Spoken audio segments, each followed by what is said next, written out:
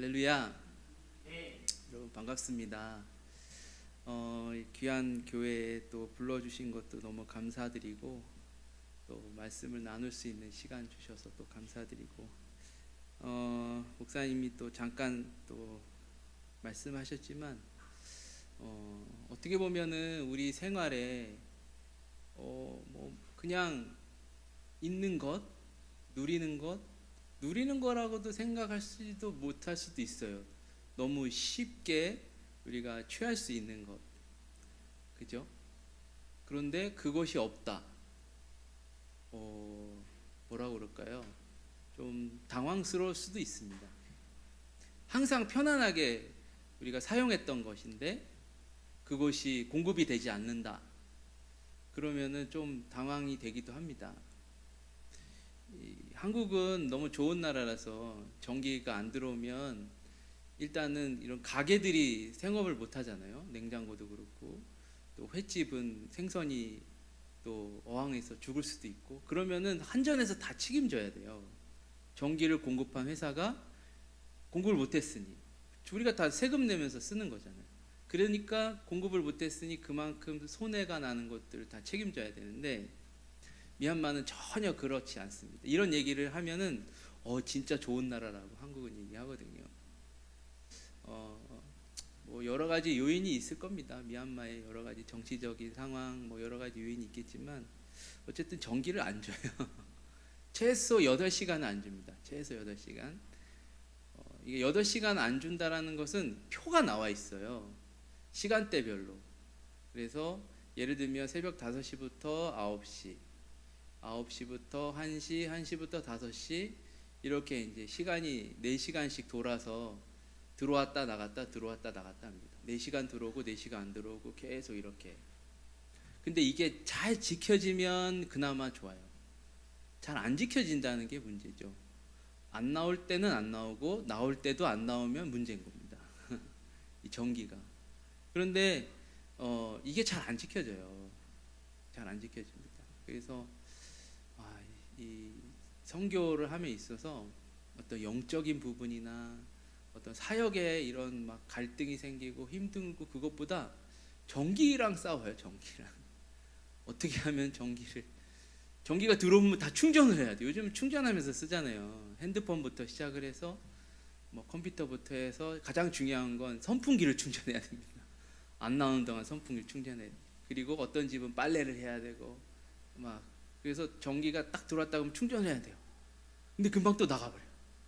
막 그런 경우들이 많이 있는데, 저는 사실은 괜찮습니다. 목사님이 냉장고도 얘기하셨는데, 냉장고보다도 이제 저는 괜찮은데, 신학교에 전기가 안 들어오면, 저희가 5월 첫째 주부터 이제 신학교를 시작을 다시 했습니다. 지난 1월 마지막 주 토요일에 졸업식을 했고, 한 2월, 3월, 4월 방학을 한 다음에 이제 5월 첫째 주에 학생들이 다 모여서 이제 신입생들은 성경 시험을 보고 인터뷰를 하고, 이제 나머지 3일은 이제 3일 금식 개강 기념 기도회 수련회 저희는 매년 하거든요. 3일 금식을 하고, 그 다음 주에 이제 특강, 이제 새 학기 특강 해가지고 이제 학생들을 위한 필요한 특강들을 좀 일주일 정도 하고, 그리고 지난 15일부터 강의를 이제 시작을 하면서 신학교가 시작이 됐어요. 올해는 어렵지 않았습니다. 아주 순조롭게 하나님 은혜로 잘 진행이 됐습니다. 이게 정치적인 상황이 계속 변하다 보니까 신학생들의 입학도 이렇게 거기에 영향을 받는 것 같아요. 작년에는 어쨌든 이제 그 정치적인 상황이, 쿠데타가 일어난 지 2주년 되면서 나라 상황이 막 혼란스러우면서 학생들이 갈 학교도 없고 공부도 안 하고 하다 보니 신학교를 사실 많이 왔어요. 작년에 말씀드렸는지 모르지만 1학년만 한 50명 가까이 왔으니까요. 저희가 전체가 80명, 70명 이런데 1학년이 그렇게 많이 왔으니까 작년에 굉장히 많이 온 거죠. 알아보니까 이제 현지 신학교들은 많이 문도 안 열었어요. 정치적 상황 때문에. 열면 또 군인들이 와서 또 막 이렇게 하니까. 근데 올해 같은 경우는 그런 상황들이 조금 잠잠해지면서 또 현지 신학교들도 많이 문을 열면서 신학생이 이제 좀 줄었지만 더 중요한 거는 이제 젊은이들이요. 어쨌든 지난 5, 6년 동안 민주주의를 경험해봤고, 그다음에 인터넷이라는 그런 온라인상의 세계도 맛을 봤기 때문에 젊은이들이 지금 내 나라, 우리나라가 별로 좋지 않다는 걸 다 느끼죠. 그러니까 다 나가는 거예요. 인도로 나가고, 중국으로 나가고, 태국으로 나가고, 말레이시아로 나가고, 인도네시아 나가고, 싱가포르 다 일하러 그냥 다 나가버립니다. 그러니까 젊은이들이 계속 줄어요. 그러다 보니까 이제 신학교 오는 학생들도 많이 적어지고, 그래도 저희 신학교는 그래도 그럼에도 불구하고 한 20명 넘게 지금 입학을 한 상태입니다. 20명이면 평균적으로 온 거예요, 저희 신학교. 다른 신학교도 많이 문을 열었음에도 불구하고 이 정도 온 거면 아주 하나님 은혜 가운데 그래도 많이 모인 겁니다. 근데 문제는 뭐냐면 밤에 전기를 안 주니까 이렇게 한 이만한 절반만한 공간인데요, 기숙사가 1, 2층으로 돼 있는데 이렇게 쭉 누워서 자는데 이만한 공간에 한 20명 좀 넘게 누워 있으니 열기가 얼마나 뜨겁겠습니까? 젊은 사람들이 다다다닥 붙어가지고 거기에 이제 전기도 안 주니 밤에는 요즘은 지금이 제일 더운 시기거든요. 그러니까 밤에는 30도가 훨씬 넘으니까 그러니까 그 인원에 30도가 훨씬 넘는 기온에 바람도 안 불고 하니까 잠을 못 자요. 학생들이 잠을 못 자니까 당연히 이제 저희가 뭐 이렇게 충전식 인버터라고 하는데 큰 자동차 배터리로 해가지고 전기로 안 돌았을 때 그 전기로 이제 선풍기도 돌려보고 이렇게 하는데 그것도 충전할 시간이 없어요. 전기를 안 주니까 그걸 충전도 안 돼요. 그 태양광도 마찬가지거든요. 낮에 충전해놔도 밤에 다 못 쓰거든요. 다 방전돼 버리고 전기가 들어오면 다시 충전하면 돼. 그게 안 되니까. 그러니까 이제 12시 밤 12시 1시 되면 더워가지고요. 학생들이 한 명씩 한 명씩 밖으로 나와서 돗자리 깔고 누워 있고 막 이렇게 있어요. 모기가 있으니까 또 이렇게 모기장을 치고 누워 있는데 그 잠이 오나요, 안 오죠? 그러니까 문제는 뭐냐면 저희는 새벽 4시부터 깨운다고 그랬잖아요. 작년에 말씀드렸죠. 새벽 4시부터 새벽 예배를 하는데 어떻게 했습니까? 다 졸고 있어요. 그래도 새벽 예배니까 발전기를 틀어요. 발전기 또 기름도 비싸가지고 못 틀거든요. 근데 예배 시간만 트는데 발전기 틀고 에어컨도 틀고 하니까 얼마나 환경이 좋습니까? 잠이 솔솔 오는. 그러니까 이제 30분 설교 시간은 잘 버티지만 이제 불 끄고 기도하자 1시간 딱 하면 다 조는 거예요. 근데 제가 뒤에서 보면서 어떻게 할 수도 없어요. 밤새 잠을 못 잤으니까 저희 사역자들도 피곤하고 하니까. 그래서 제가 이렇게 보면서 야, 이 선교하는데 이 전기랑 싸우고 있잖아 이런 생각이 드는 거예요. 이 전기랑 싸우고 있다. 야, 이게 쉽지 않겠다. 그러면서 느낀 게 우리가 너무 어떻게 보면 편안하게 너무나 손쉽게 의식하지 못하고 사용하고 있는 것들이 우리에게 은혜일 수도 있구나. 은혜일 수도 있구나 하면서 사소한 것도 하나님이 우리에게 주신 은혜다 라는 것들을 또 많이 생각하는 그런 시간 계기도 있었습니다. 미얀마는 이제 많은 여러분들이 저를 만나면 미얀마는 요즘 상황은 어떻습니까? 라고 물어보는데 많이 조용해지긴 했습니다만 이제 전반적으로는 이제 군인이 다 잡은 상태예요. 모든 것들이 군인이 다 통치하고 관리하고 아직도 계엄 중입니다. 그래서 밤 12시부터 새벽 4시까지 통행 금지입니다. 계엄 중이란 얘기는 군인 마음대로 다 할 수 있다는 거예요.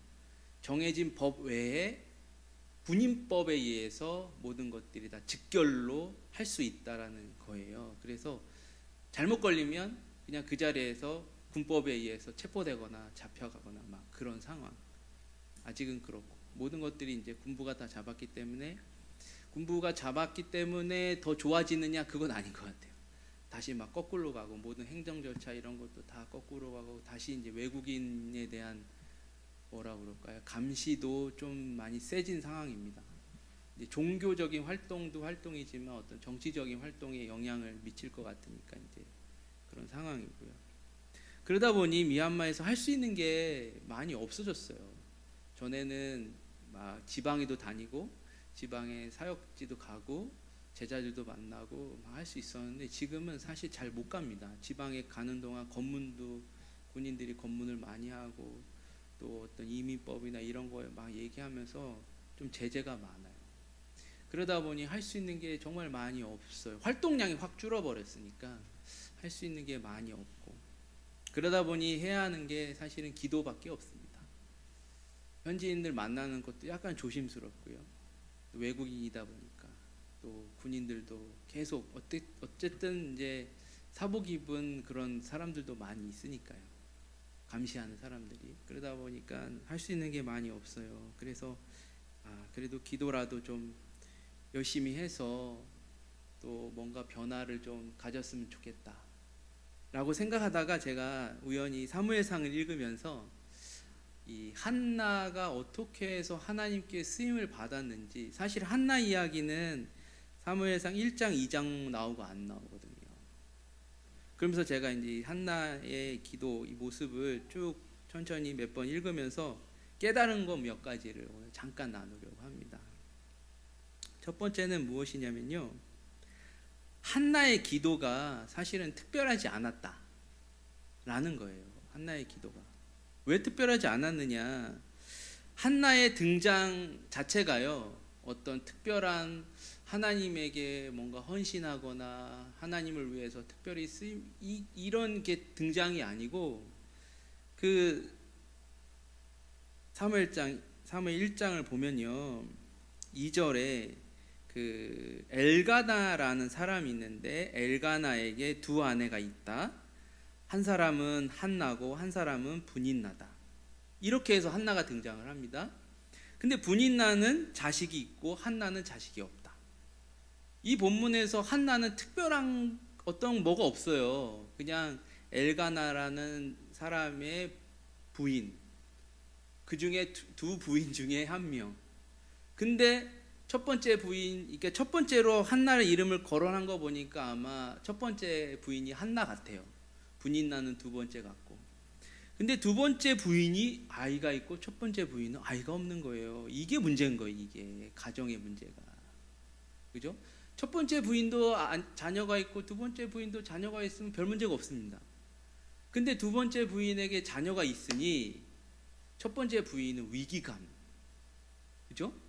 위기감 느낄 수 있죠. 여러분, 제가 가끔 미얀마에서도 드라마 다운받아서 보는데 사극 같은 거 보면은, 그죠? 두 번째, 세 번째 부인에게 임신했다, 아기가 났다 그럼 첫 번째 부인이 막 긴장하면서 막 그러잖아요. 뭔가 계략을 세우고 막 이러잖아요.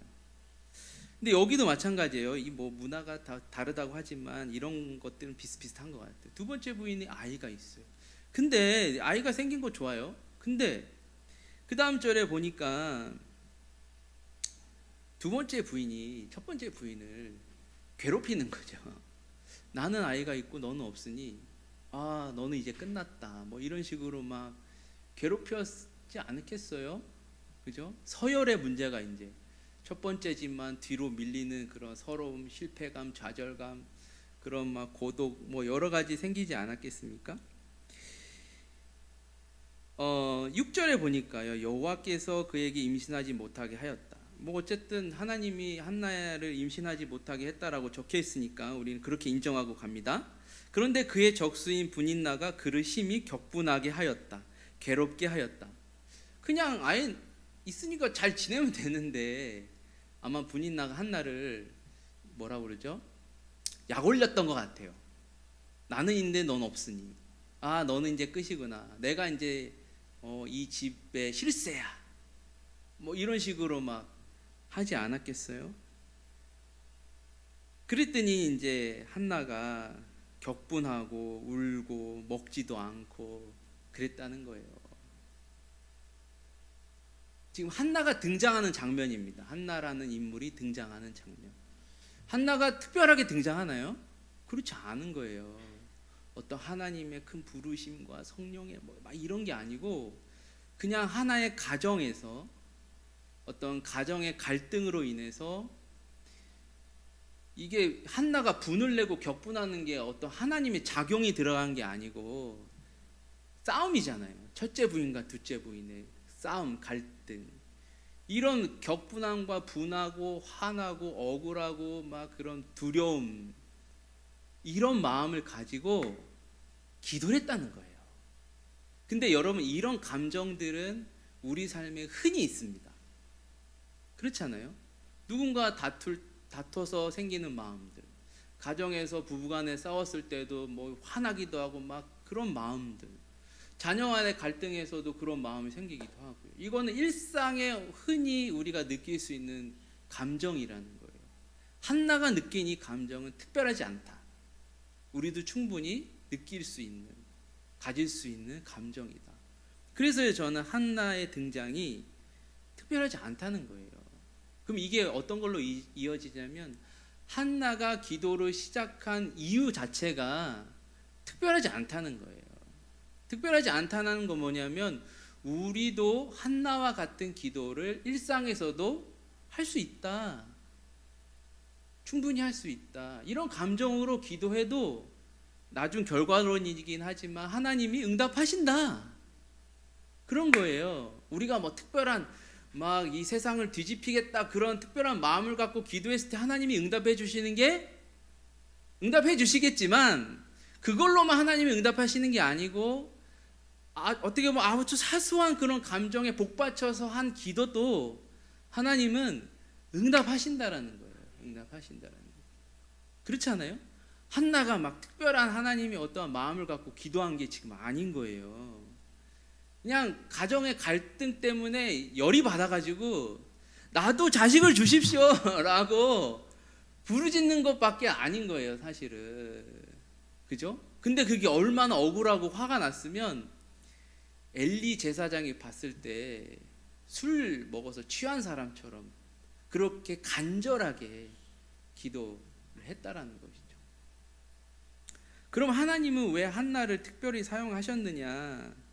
그러니까 한나의 등장 때문에 하나님 특별하게 사용한 것도 아니고, 한나의 그런 어떤 기도가 시작되는 원인, 그것이 특별해서 하나님이 한나를 사용한 것이 아니고, 사실은 한나가 기도한 이후의 모습이 일반 사람하고 다른 특별함이 있었던 거예요. 그죠? 뭐 다 아시겠지만. 그렇다면 한나는 어떠한 기도를 했느냐?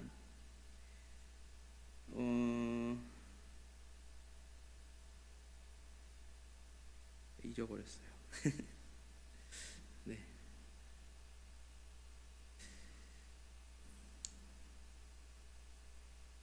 한나의 기도는요, 내가 만약에 하나님께서 저에게 자식을 주시면 이 자식을 하나님께 바치겠다라는 기도를 드렸어요. 우리가 기도하다 보면 그럴 수 있어요. 하나님 저에게 축복 주시면 제가 11조 떼어 드리겠습니다. 아니면 이 집, 정말 이 집 아무도 안 사는 집 하나님 팔게 하시면 절반을 드리겠습니다. 뭐 이런 기도할 수 있잖아요. 그런데 인간이란 마음이 사실은 그게 쉽지가 않아요. 응답되어졌을 때 그만큼 띄어서 드리는 거 쉽지가 않아요. 그렇지 않습니까? 인간적으로 우리 인간적으로 쉽게 생각해 봅시다. 저도 마찬가지예요. 그죠? 하나님 이렇게 좋은 결과를 주셨으면 제가 어떠한 것을 하겠습니다. 이렇게 결단했을 때 이것이 그 다음으로 잘 이어지는 게 쉽지 않거든요. 근데 한나에게 자식은 아주 귀한 거예요. 어떻게 보면 한나 인생의 최고로 귀한, 포기할 수 없는, 버릴 수 없는, 그런데 그 귀하고 귀한 자식을 주시면 그걸 하나님께 드리겠다? 사실 이거는 더더욱 쉬운 일이 아니에요. 내 피부치잖아요. 돈은 줄 수 있어요. 재산은 띄워드릴 수 있어요. 어떻게 보면 나와 좀 피부적으로 접촉이 덜한 것들은 그래 뭐 그냥 드릴 수 있어요. 근데 지금 한나의 상황은 그게 아니잖아요. 나에게 자식이 있어야 되고 그 자식을 앞세워서 분인나하고 싸워야 돼요. 격돌을 해서 다시금 내 자리를 찾아야 돼요. 근데 내 자식이 생긴 걸 다시 하나님께 드린다? 그러면 없는 거랑 똑같은 거잖아요. 나 자식 난 경험이 있어. 그래서 나는 너랑 분이나 너랑 달라 이렇게 대결할 상황이 아니에요. 왜냐하면 혹시라도 한나가 누군가 아이를 데리고 와서 앉혀놓고 나 낳았어라고 얘기할 수도 있잖아요. 그죠? 근데 낳는데 없어졌다? 지금 내 앞에 자식이 없는데 분인나랑 싸우는 것도 쉬운 일이 아닐 수도 있어요. 대놓고 여기 나 봐라, 나도 자식이 있어 라고 하면서 분인나랑 싸워서 이겨야 되잖아요. 근데 이걸 다시 하나님께 드린다? 그러니까 제가 말씀드리고 싶은 건 한나의 기도가 사실은 이거 쉬운 기도가 아니라는 거예요. 네, 있어야 되는데, 보여줘야 되는데, 드러내야 되는데, 자랑해야 되는데, 어떻게 보면 나의 영광의 상징인데, 자식이. 그런데 이걸 하나님께 드린다? 쉬운 일이 아니에요. 근데 대부분 사람들, 사실은 믿음이 없는 사람들도 마찬가지로 그렇게 하는 것도 쉬운 일이 아니에요. 신앙인들도 마찬가지입니다. 그런데 한나의 특별함은 여기서 발생해요. 자식이 이제 아들 낳잖아요. 고스란히 하나님께 드립니다. 이게 아주 중요한 특별함이라고 저는 생각합니다. 할 수 있을 거라고 우리는 이것을 읽으면서 스스로 이 결론을 내리지만 실제로는 하기가 쉽지 않다라는 거예요. 실제로는 내 생명과 관련되어져 있기 때문에 이거를 포기한다? 쉬운 일이 아닙니다. 진짜 쉬운 일이 아닙니다. 제가 이런 것들을 많이 봅니다. 일반 사람들뿐만 아니라 신앙인들뿐만 아니라 사실은 목회자 안에서도 이런 것들 많이 보게 돼요. 나의 생명과 관련되어 있는 거 하나님께 드린다? 쉽지 않습니다. 진짜 쉽지 않습니다. 그래서 계속 챙기려고 가지려고 하잖아요. 계속 자리를 벗어나야 하는데 벗어나지 않고 계속 그 자리를 잡으려고 하는 거 아니겠습니까?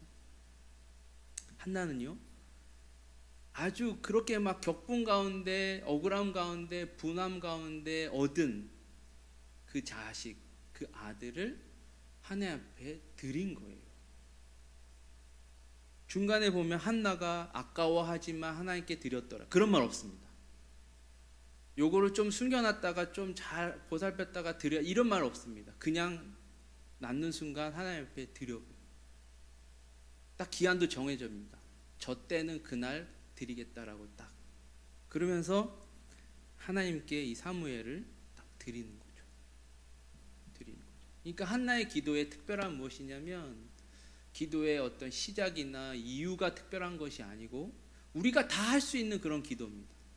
그런데 기도한 이후에 얻은 결과를 있는 그대로, 고백한 그대로 하나님 앞에 드리는 그 신앙의 태도와 실천이 사실 더 중요하다라는 거예요. 기도 1시간 할 수 있어요. 기도 2시간 할 수 있습니다. 금식 할 수 있어요.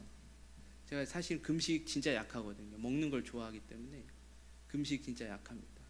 근데 이번에 이제 5월 첫째 주에 3일 금식하는데 쉽지 않았어요. 쉽지 않았는데도 할 수 있어요. 참으면서 내가 금식 끝나자마자 내가 진짜 치킨을 먹으리라, 라면을 먹으리라, 그런 의지로 할 수 있어요. 금식할 수 있습니다. 기도할 수 있습니다. 그런데 기도 이후에 내가 하나님께 받은 그 소중한 것을 다시 하나님께 드리는 것은 쉬운 일이 아니라는 거예요. 쉬운 일이 아닙니다. 그게 한나의 기도의 특별함이 아닐까. 할렐루야. 그래서 오늘 본문에 보면 1장부터 쭉 보면 한나가 하나님 앞에 기도합니다. 서원함으로 기도드립니다. 그때 하나님이 들으시고 사무엘을 주십니다. 한나는 그 사무엘을 다시 하나님께 드립니다. 그죠? 이건 제가 만든 말인데요. 주거니 받거니 형식이라고. 우리가 기도하면 하나님 응답하신다. 그러면 그 응답을 다시 하나님께 드린다. 그죠? 주거니 받거니. 근데 맨 마지막에 결론은 어디서 멈추느냐? 우리에서 멈춰요. 내 안에서. 내가 기도한 것을 하나님이 응답하시고 하나님이 그 응답으로 축복을 주시고 그 축복을 하나님께 다시 드렸더니 이 축복이 배가 돼서 다시 나한테 결론적으로 도달합니다. 이게 주거니 받거니 기도 형식이라고 제가 만든 거거든요. 한나의 삶이 어떻게 되냐면 말씀해 보면 한나가요, 사무엘만 얻고 끝난 게 아니에요. 한나에게 중요한 건 자식을 낳는 거잖아요. 그죠? 그래서 하나님이 사무엘 주셨잖아요. 바쳤잖아요. 거기서 이제 한나가 끝난 것이 아니고 하나님께서 한나에게 더 큰 축복을 주십니다. 사무엘이라는 하나의 축복이 아니고 아들 셋, 딸 둘. 그죠? 갑자기 이게 안 보이죠? 성경이. 그죠, 여러분? 어디 있죠? 말씀이? 갑자기 안 보이네. 할렐루야.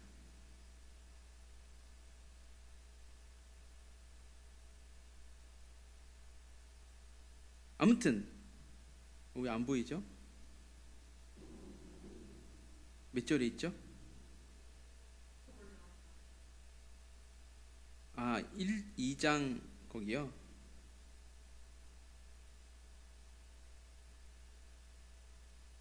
제가 오랜만에 한글 성경을 봐서 잘 안 보이네요.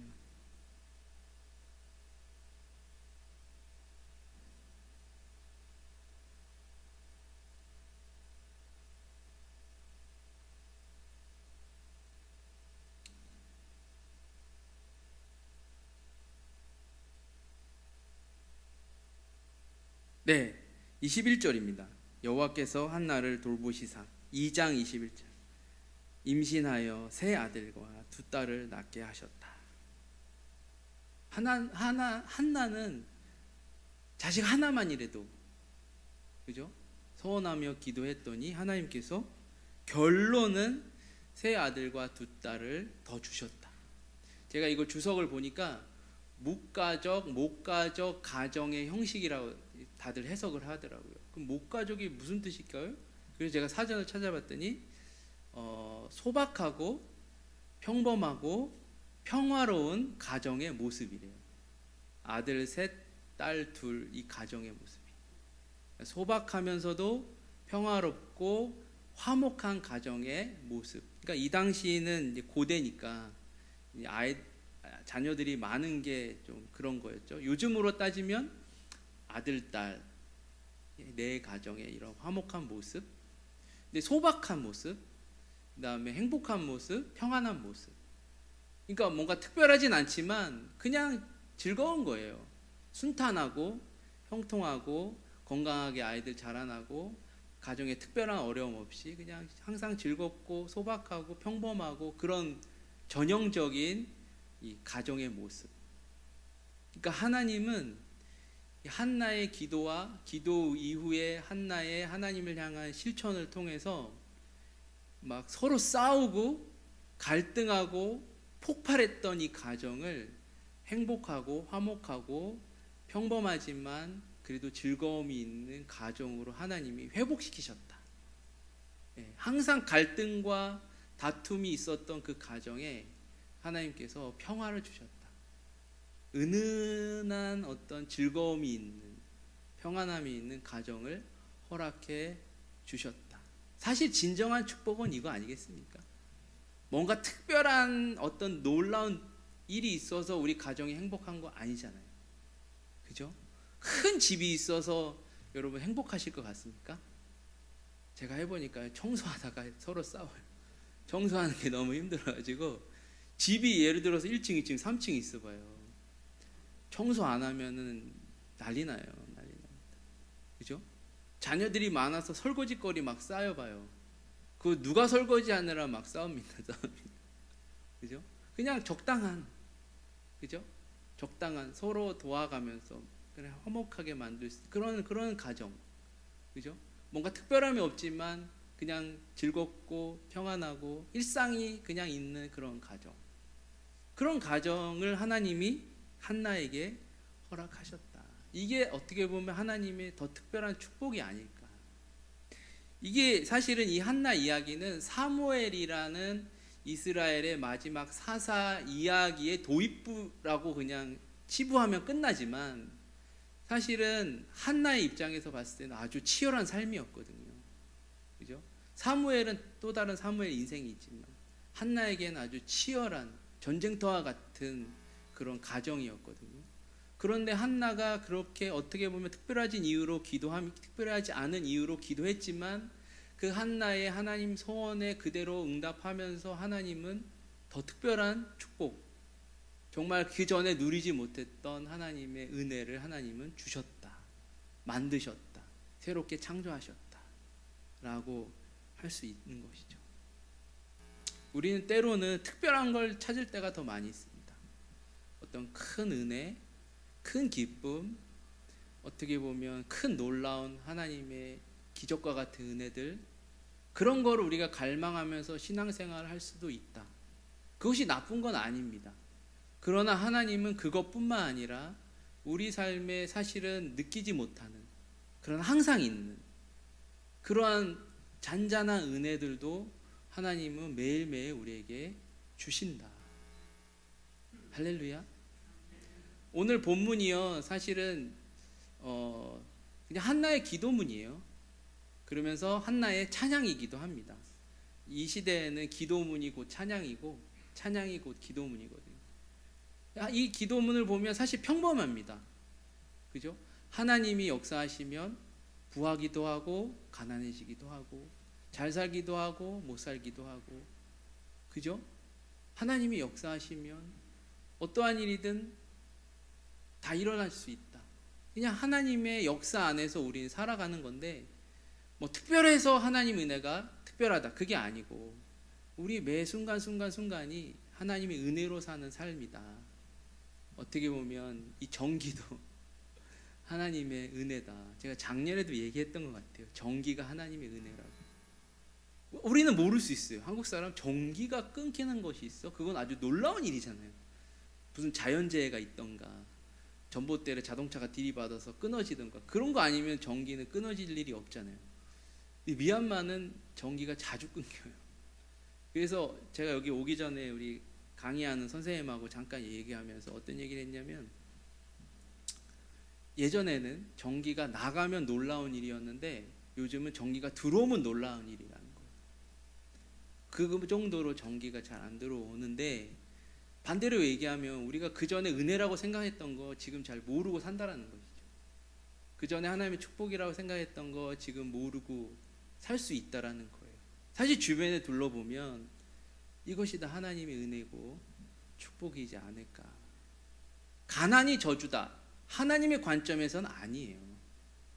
그러면 부자가 축복이냐? 하나님의 관점은 또 그게 아닐 수 있어요. 세상이 정해놓은 규칙이거든요.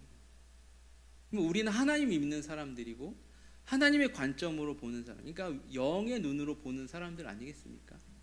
그러면 그것을 초월해서 우리가 하나님과 함께 이 세상에서 살아갈 수 있다. 그죠?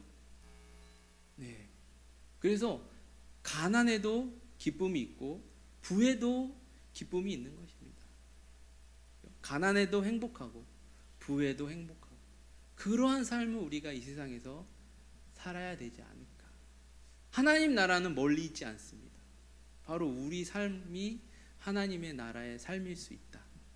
왜? 이러한 삶이기 때문에, 지금 주어진 이 순간이 하나님의 특별한 은혜이기 때문에 지금 이 순간이 하나님의 나라에서 사는 삶일 수 있다. 할렐루야. 그래서 제가 오늘 말씀드리고 싶은 것 결론은 뭐냐면, 기도하고 끝내지 말자. 기도하고 믿음으로 살아보자. 그죠? 기도하고 믿음으로 살아보자. 바라보면 그 바라본 그대로 살아보자. 사실은 저의 결론은 그건데 막 왔다 갔다 했죠. 왔다 갔다 했는데 어쨌든 기도하고 그대로 살아보자. 믿음, 보이지 않지만 있는 그대로 살아가는 것이 믿음 아니겠습니까? 이스라엘 사람들의 문법, 말의 문법에도 그게 그대로 적용되어 있거든요. 이게 뭐 시제가 여러 가지가 있지만 사실은 히브리어는 크게 과거 완료와 미래 완료밖에 없거든요. 크게. 그러니까 현재가 미래랑 같은 거예요. 지금 말하는 게 히브리어 문법 자체가. 또 세세하게 나누면 뭐 나눌 수 있겠지만 크게 나누면. 그래서 믿음은 미래 완료형인 거예요. 미래 완료형. 그래서 그런 본문이 있는 거예요. 믿음은 바라는 것들의 실상이다. 보이지 않는 것의 실체다. 라고 하는 게 히브리 사람들은 자연스러운 거예요. 자연스러운 거. 기도도 마찬가지잖아요. 하나님께 구하잖아요. 그럼 구한 것이 미래 완료형으로 끝나는 거예요. 그럼 잡히진 않지만 지금 내 안에 있는 것처럼 살아가는 것이죠. 한나의 삶이 그러지 않았을까 싶어요. 기도했지만 없잖아요. 그러나 있는 것처럼 살아가는 거예요. 기도하고 응답 받았으니 보이진 않지만 내 안에 자식이 있다라는 삶을 살아가는 거죠. 그때부터 담대해지는 거예요. 한나가 하나님이 응답해 주신 걸 믿고 그때부터 울지 않아요. 격분하지 않아요. 왜요? 아직 태어나지 않았지만 있다고 믿고 그렇게 살아가는 거예요. 우리 삶도 그렇게 되어져야 하지 않을까. 그죠? 그러면 어떻게 됩니까? 실제로 나타나는 거예요. 실제로 나타나는 거예요. 할렐루야. 그렇게 하나님이 응답하셨으니까 실제로 나타나는 것입니다. 그래서 여러분 없다고 힘들어하지 마시고 부족하다고 괴로워하지 마시고 있는 것처럼 믿음으로, 그죠? 하나님 앞에 간절한 마음으로 어떤 형태든 괜찮습니다. 한나도 이렇게 기도했는데요. 뭐 우리가 진짜 없어서 막 부르짖는 게 그게 뭐 세속적이지 않잖아요.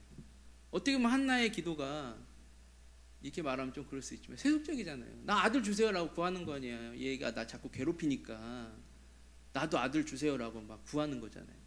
우리도 그럴 수 있잖아요. 저 옆집이 저렇게 잘 사는데 우리도 좀 주세요. 기도할 수 있습니다. 나쁜 거 아닙니다. 그러나 신앙인은 그 다음이 중요하다는 거예요. 있는 것처럼 진짜 살아가느냐, 응답 받은 것처럼 살아가느냐, 그리고 서원한 그대로 내가 실천하면서 하나님께 드리며 살아가느냐, 그것이 세상 사람들과 세속적인 것과 다르다는 거예요. 할렐루야. 그래서 미얀마에서 그런 마음으로 기도하려고 노력하고 있습니다. 미얀마가 더 잘 살 수 있도록, 회복될 수 있도록, 전기 좀 빨리 들어올 수 있도록, 전기 안 들어오면 비라도 빨리 올 수 있도록. 그랬는지 모르지만 2주 전에 태풍이 스치고 가면서 비가 좀 내렸거든요. 그때 얼마나 시원한지요. 에어컨 안 켜도 춥더라고요. 비가 그렇게 오니까. 근데 또 태풍이 가버리니까 시원하지도 않고 전기도 안 주고 다시. 그래서 비라도 빨리 왔으면 좋겠다고 그렇게 기도하고. 사실은 미얀마 경제가 많이 어렵습니다. 정말 많이 어렵습니다. 이제 군부가 이렇게 잡고 있어서 그렇지 일반 경제적인 상황으로 봤을 때 벌써 망했어요. 아무것도 돌아가지 않고 모든 외국 기업은 거의 다 나갔습니다. 돌아가지가 않습니다. 왜? 젊은 사람들은 다 나가고 공단 다 전기를 안 주는데 공장 어떻게 돌려요? 생각해 보세요. 공단도 전기를 안 준다니까요. 그러면은 억지로 공장을 돌리려면 발전기 틀어야 되잖아요. 저희 신학교가 조그만 발전기긴 하지만 이제 전체를 틀 수 있는 좀 큰, 조금은 이제 큰 발전기인데 그거 1시간 틀면 기름값이 2만 원이 나와요. 그러니 어떻게 덥다고 밤새 틀 수가 없는 거예요. 그래서 발전기가 있어도 밤에 잠을 못 자도 못 트는 거거든요. 그럼 공장은요, 더 큰 발전기 틀 텐데 그거 돌려서 물건 생산하면 남겠어요? 안 남죠. 그러니까 아무것도 못 하는 겁니다. 그래서 이제 기도밖에 할 수 없는 것입니다. 하나님의 은혜로 다시 한번 회복될 수 있도록. 그 전에 그랬거든요. 잘 됐거든요. 그 전에 전기가 잘 들어왔었다니까요. 아마 시설이 원래부터 안 좋아서 안 들어오면 이해를 해요. 외국인 다 이해하죠. 그 전에 잘 나왔는데 안 나오는 이유는 특별함이 뭔가 정치적인 게 있다. 그런 거 아닐까. 그래서 다시금 회복되도록. 경제도 회복되고 사회도 회복되고 문화도 회복되고. 성도들이 진짜 많이 힘들거든요. 물가가요 되게 많이 올랐거든요. 저희가 2년 전에 쌀 한 가마를 그 나라 돈으로 26,000 짜세 샀어요. 26,000 짜시면 한 그 당시는 20불 정도 했습니다. 20불 좀 안 되는데 한 가마. 지금은 7만 짜시예요. 한 가마가. 2배 이상 올랐죠. 2년 사이에. 저희 한 달에 20가마 먹습니다. 신학생들이. 쌀값만. 반찬은 하루에 3끼, 반찬은 하루에 10만 짜. 그 나라 돈으로 10만 짜. 한 달이면 300만 짜. 300만 짜시면은 한국 돈으로 한 150만 원. 반찬만. 그럼 거기에 쌀이랑 하면 밥만 먹는데 거의 한 200~300만 원 들고 물가가 그렇게 올라버렸어요. 그래도 하나님이 다 채워주십니다. 지금까지 모자라서 학생들 굶기고 반찬 이런 거 아직 없습니다. 최대한 아끼면서 잘 먹고, 저희 신학교는 그래도 다른 신학교에 비해서 매일 고기가 나가거든요. 하루는 돼지, 하루는 소고기, 하루는 생선, 이렇게 돌아가면서 고기가 나가거든요. 그러니까 저희 신학교 얼마나 좋아요. 다른 신학교 가면 야채밖에 안 줘요. 볶아서 이렇게. 어떤 신학교는 간장밖에 안 줘요. 이게 미얀마 간장 있고 밥 비벼 먹는 그거랑 그냥 이파리 뜯어 먹으라고. 저희 신학교는 고기도 줘요. 얼마나 좋습니까? 그죠? 매일 고기를 먹을 수 있어요. 고기 못 먹는 애들도 있어요. 그 미얀마는 면역체가 좀 약하니까 어떤 친구는 소고기 잘 못 먹든지 돼지고기 못 먹고, 그럼 또 안 줄 수는 없잖아요. 그럼 또 계란 후라이 또 튀겨요. 아니 또 다르게 또 볶아서 이렇게 줍니다. 저희 신학교 잘 주거든요. 그러나 어쨌든 밥값만 그 정도 나가요. 그러니까 쉽진 않습니다. 그런데 하나님이 다 채워주십니다. 신기하게도 다 채워주십니다. 이 또한 하나님의 특별한 은혜가 아닐까 생각합니다. 어쨌든 미얀마는 기도가 많이 필요한 지역입니다. 다른 어떠한 방법 여러 가지 많이 생각해 봤죠. 저도 2년 넘게 어떻게 하면 이게 나라가 이렇게 될 수 있을까 고민을 많이 했지만, 결론은 기도 외에는 사실 다른 방법이 없더라고요. 제가 뭐 군부 쫓아가서 막 뭘 할 수도 없고, 그죠? 기도밖에 없습니다. 그래서 제가 요즘 한국 나와서 미얀마에 다른 것보다도 기도를 많이 부탁을 드립니다. 미얀마가 좀 더 많이 회복될 수 있도록 일반 서민들이 잘 살 수 있도록 소박하게, 평화롭게, 화목하게 일반 시민들도 그렇게 잘 살아갈 수 있도록 부담 없이, 힘듦 없이, 고난 없이 이전처럼 잘 살아갈 수 있도록, 그리고 하나님 나라가 미얀마에 잘 세워질 수 있도록 그렇게 기도해 주시고, 저희 졸업생들 사역 아주 잘하고 있습니다. 잘하고 있는데 어쨌든 그 지역도 많이 힘들기 때문에 고생 많이 하는데, 어쨌든 그런 걸 통해서 또 하나님께서 놀라운 역사를 많이 만들고 계십니다. 저희 졸업생들 사역지에도 더 많은 하나님의 영광 드러날 수 있도록 그렇게 기도해 주시기를 부탁드립니다. 할렐루야. 이 시간에 잠시 기도하겠습니다. 미얀마를 위해서 잠깐 기도해 주시고, 그리고 우리의 삶을 위해서 기도해 주시고, 우리의 삶에도 하나님의 은혜와 하나님의 기쁨과 하나님의 소망이 가득할 수 있도록, 부족할 수 있고 고난을 만날 수도 있습니다. 그러나 그것을 대하는 우리의 마음과 믿음이 조금은 더 달라져야 할 줄 믿습니다. 고난을 고난으로 보지 않고 또 하나님의 은혜로 바라보고 하나님의 영광으로 바라보는 우리 모두 되어줄 수 있도록, 우리 시간에 우리 주님의 이름으로 한번 같이 부르고 기도하겠습니다.